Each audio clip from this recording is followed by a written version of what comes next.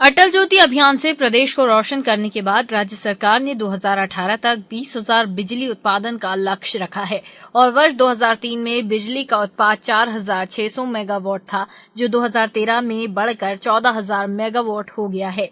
प्रदेश सरकार ने इसके लिए 25,000 करोड़ का कर्ज लिया है। इसमें power finance corporation, rural electricity sale corporation से राज्य शासन ने सहयोग लिया है। इसी नीति पर काम करते हुए ऊर्जा मंत्री राजेंद्र शुक्ला ने डिस्ट्रीब्यूशन लॉस को कम करके सस्ती दर पर बिजली देने की बात कही।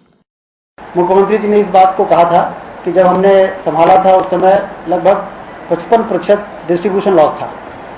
ट्रांसमिशन में लगभग 8% डिस्ट्रीब्यूशन लॉस था।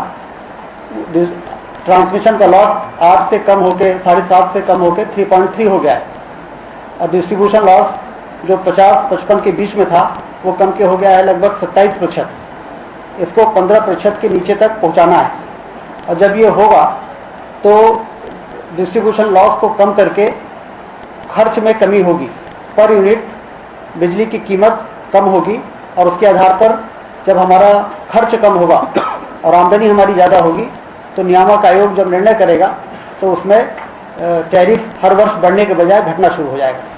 मुझे ऐसा लगता है कि अगली बार जब नियामक आयोग अपना टैरिफ का निर्धारण करेगा उसमें आपको ये फर्क दिखेगा, क्योंकि इस बार ही हमने 0.7% ही वृद्धि होने दी थी और पूरा भरोसा है कि जिस प्रकार के काम हुए हैं और लॉसेस को नियंत्रित करने में जो सफलता हमने पाई है और आने वाले समय में भी अभी डिस्ट्रीब्यूशन के क्षेत्र में काम चल रहे हैं, फीडर सेपरेशन के कुछ काम बचे हैं।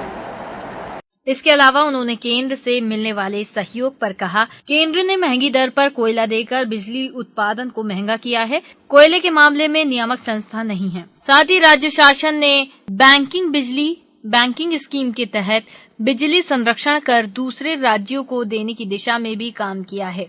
कहीं ऐसा न हो कि ये प्रदेश की भाजपा सरकार का चुनावी एजेंडा हो। ऐसे में अब देखना ये होगा कि मध्य प्रदेश सरकार को बिजली उत्पादन के इस लक्ष्य को प्राप्त करने में सफलता मिलती है या नहीं। खैर, ये तो आने वाला वक्त ही बताएगा। कैमरा पर्सन परवेज खान के साथ हृदय धारवारी, MSTV न्यूज।